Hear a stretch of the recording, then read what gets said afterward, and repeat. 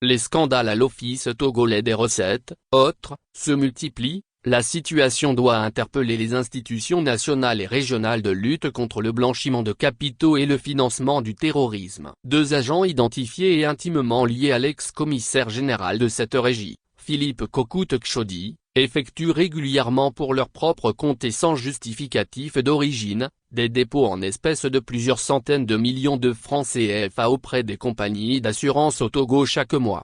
L'Office togolais des recettes, autres, est à moins de 15 années d'existence. Pourtant, cette régie financière censée améliorer la perception des recettes fiscales pour contribuer au développement du Togo, est devenue une vache à lait pour une minorité, constituée autour du noyau qu'est Philippe Kokou-Tchodi, commissaire général récemment limogé.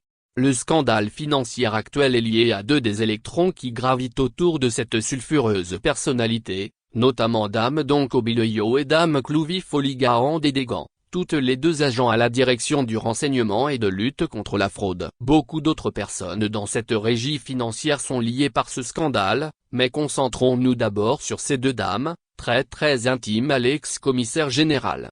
Il s'agit de révélations qui viennent d'une part étayer les suspicions de prévarication pesant sur certains agents de l'autre et d'autre part corroborer les infractions de blanchiment de capitaux illicites dont ceux-ci sont auteurs.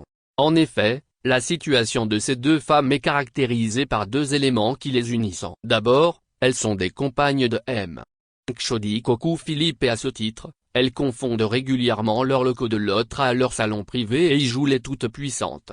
Cela affecte évidemment l'efficacité de cette administration publique. Ensuite, ces femmes ont souscrit auprès des compagnies d'assurance du Togo des produits et effectuent des dépôts de sommes faramineuses en espèces sur les comptes ouverts à cet effet. De ce fait, elles ont trouvé un moyen pour sécuriser juridiquement les fonds détournés des caisses de l'autre et en jouir personnellement ou faire jouir leurs descendants.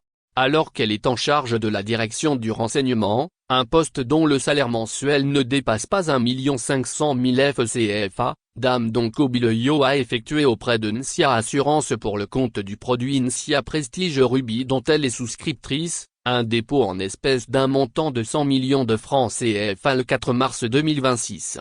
Bien avant, au cours du mois de décembre 2025, il y a moins de 3 mois. Elle aurait déposé en espèces une somme de 500 millions de francs CFA. Les bénéficiaires désignés sont ses enfants dont 3 issus de sa relation avec l'ex-patron de l'autre. Pour sa part, Dame Clouvi Foligahan Dedegan, inspectrice des douanes et receveur à la direction du renseignement et de lutte contre la fraude, a procédé au versement auprès de la même compagnie. D'abord le 10 février 2026 d'une somme en espèces de 60 millions FCFA, ensuite le 6 mars 2026 en espèces 30 millions pour le compte du produit Nsia Prestige Diamant.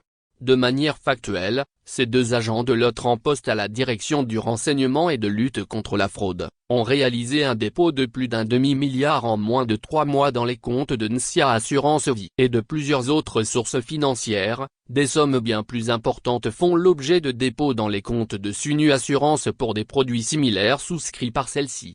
Au regard de ces faits, l'une des principales interrogations est comment des agents d'une régie fiscale avec à peine 10 ans de carrière sont-elles arrivées à accumuler autant de richesses?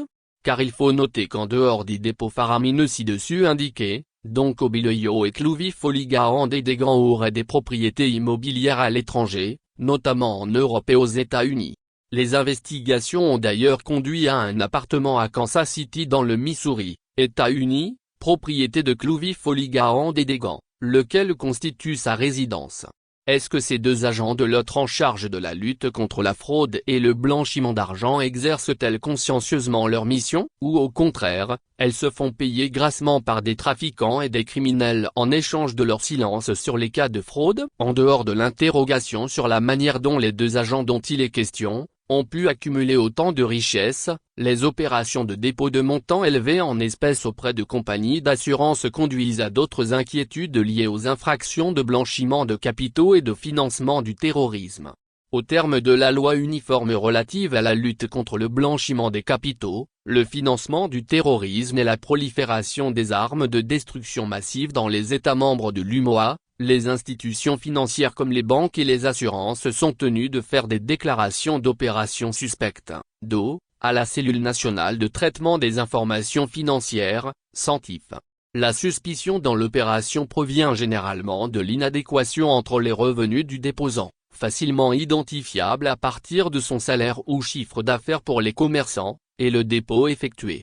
Alors dans le cas des dames Donco et Clouvy-Foligahan, on est en droit de conclure que le dépôt en un ou deux temps de 600 millions pour l'une et 90 millions pour l'autre, devrait interpeller la compagnie d'assurance sur une éventuelle opération suspecte. Est-ce que Nsia Assurance et les autres compagnies d'assurance ont saisi la CENTIF du Togo de Dolier au dépôt de ces deux agents de l'autre? Rien n'est moins sûr. Par ailleurs, la décision N°-21 du 21 décembre 2023 de l'UMOA met à la charge des institutions financières une obligation de déclaration systématique à la CENTIF de toute opération en espèces d'un montant supérieur ou égal à 15 millions. Il faut croire que toutes ces dispositions légales et réglementaires ont été allègrement violées dans le cadre des transactions financières opérées par Dame Donco et Clouvy-Foligahan.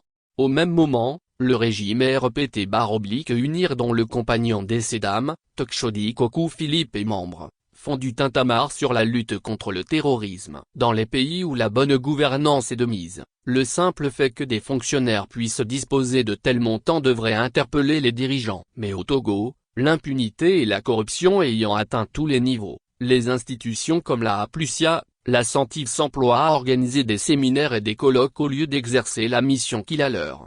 La justice togolaise, particulièrement le ministère public, est moins réactive face à ces dossiers de crimes financiers que ceux de jeunes manifestants réclamant un mieux vivre.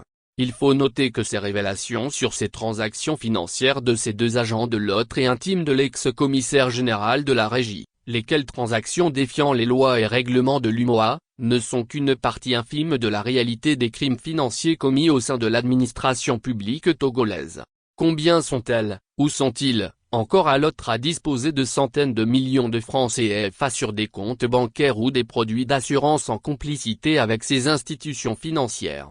Et si les dames Donco et Clouvy-Foligahan peuvent aisément mettre plus d'un demi-milliard en espèces sur des produits d'assurance, alors qu'en serait-il de leur compagnon, ex-commissaire général, Philippe Kokou Tokchodi?